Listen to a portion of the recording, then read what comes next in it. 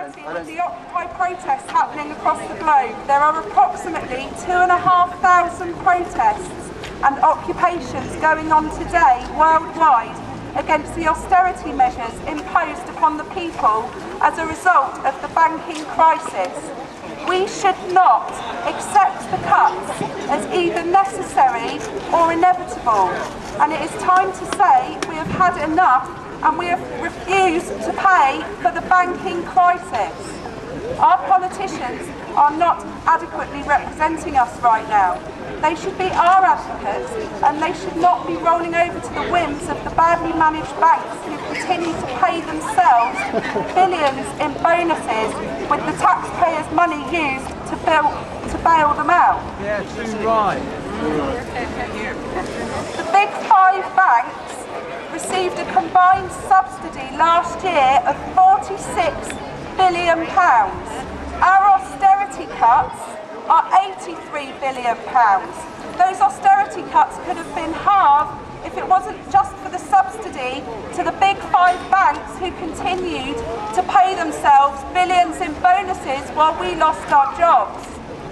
The Bank of England estimates that the total cost of bailing out the financial system is £1.3 trillion.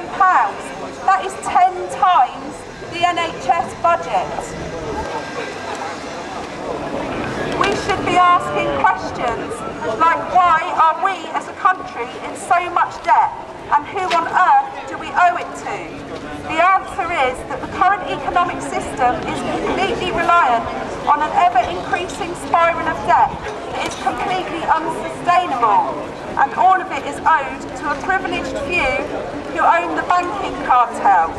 Green MP Caroline Lucas said that the global financial crisis and billion-pound bailouts have exposed the plain truth that the entire economic system is rigged against the hard-working majority.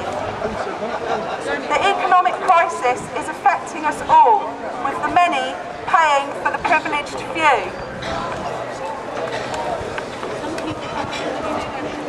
It's time for our society and economy to be run in the interests of the people.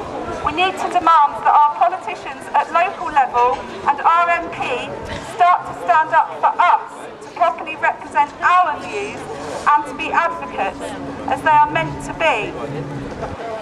If we demand proper representation and to be properly listened to, then maybe other counties will follow suit. The island is a microcosm, and we should aim to live as an example to the rest of the world. The Isle of Wight could be the tiny ember that ignites the fire of change.